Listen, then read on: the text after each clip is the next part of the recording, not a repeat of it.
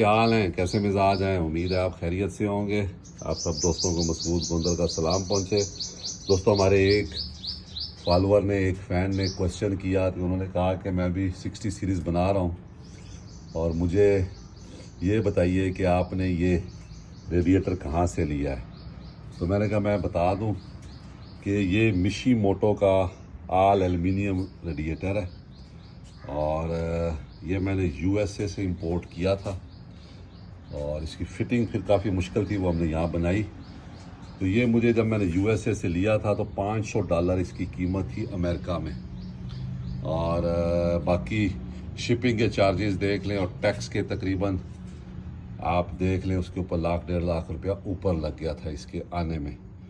और ये life time warranty के साथ आया मिशी मोटो का। तो उसके साथ ये है कि ये एयरक्राफ्ट जो होता है ना, बिल्ड क्वालिटी एल्युमिनियम, वो कहते हैं कि हमने इसमें लगाया हुआ है। तो एक इंटरनेशनल 4x4 और व्हीकल एसेसरी की साइट है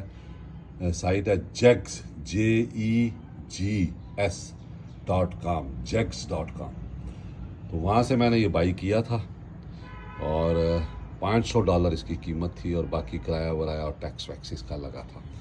तो ये आपके सवाल का जवाब है दोस्तों, ये देख लें, ये इसकी सूरत हाल है।